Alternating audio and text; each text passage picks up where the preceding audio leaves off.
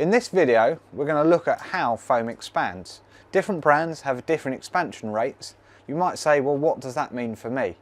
Well, the difference it makes can be massive when it comes to fitting items like doors and windows. If a foam overexpands, it causes the door or window to bind, therefore getting callbacks and client dissatisfaction. We're going to look at the 4 foams and examine what I call the bubble structure of the foam. So that is really the consistency or the density of the foam, and that will then determine how much that foam's expanded. Has it expanded evenly? Are you going to get an even pressure to create a good quality bond and seal?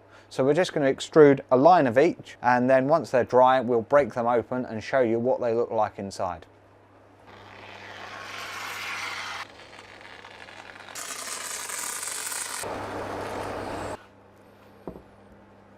Here we have the 4 foams. We've cut them open, exposing their cell structure.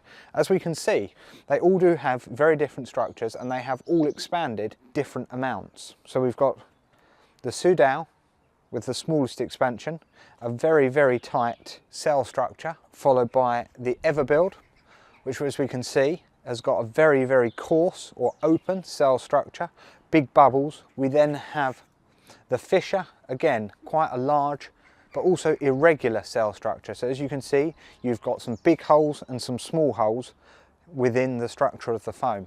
Finally, we have the Multifix 603, again an even cell structure and a mid-sized bubble. You may ask, what does this mean? It can mean quite a number of things. If we look at all these foams and how the cell structure affects them, number 1 is in strength, or its ability to resist compression.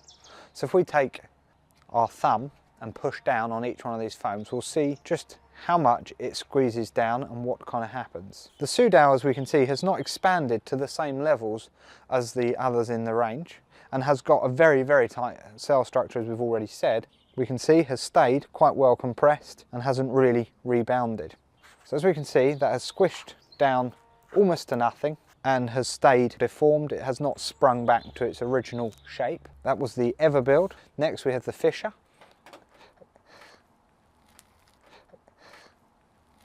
As we can see, crushes down pretty thin. Finally, we have the Multifix 603, which is a lot harder. The cell structure is a lot denser. And as we can see, that has bounced back quite significantly compared to others in the range. You may ask, what's the benefit of this?